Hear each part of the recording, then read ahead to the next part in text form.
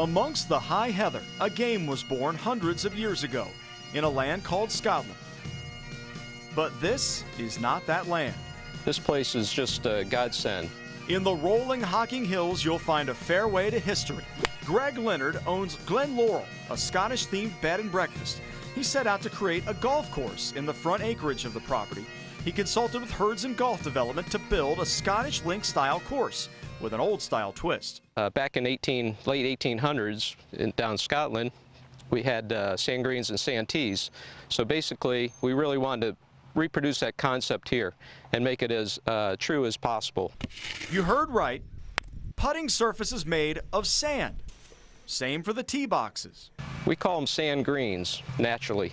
More of an ironic title. Yes. It's not as bizarre a concept as you may think. Sand greens were customary at world-famous Pinehurst in North Carolina until the 1930s. You know, sand greens and tees, the benefit of that is you don't have to mow it, you don't have to water it. So in those, and we have to remember, mowing and watering especially, that requires irrigation systems, which requires cost. And you think of the fledgling state of golf years ago, really in the 40s and 50s, you still didn't have irrigation until about the 50s and the 60s. GLEN LAUREL's layout consists of 8 holes. That's 8. Well, back in Scotland, when they produced the golf courses back then, they were anything between 5 and 22 holes. So when Michael Hertzen did this, he wanted to do either 8 or 10, depending on what we could get in here. And that's really what we wanted to do, produce a concept that was really different. It's golf with all the tradition, none of the amenities. Want a cart? No golf carts. It's walk only. Leave your clubs behind. Players here use wooden shaft clubs instead of numbered irons and wedges.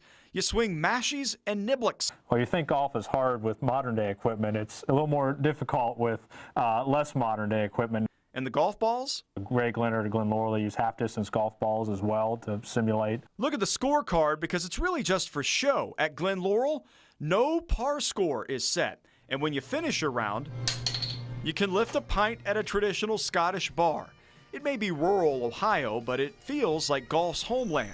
I tell people if you take a black and white photo and you dress in the knickers, you can come in here and experience it exactly the way it was, and that's really what we're trying to mimic. And you bring out the essence of golf, which is a good walk, hopefully not spoiled, hopefully a good walk, a grand walk that was a wonderful time that you can be involved with your family and just be out with nature and happen to be hitting a golf ball around.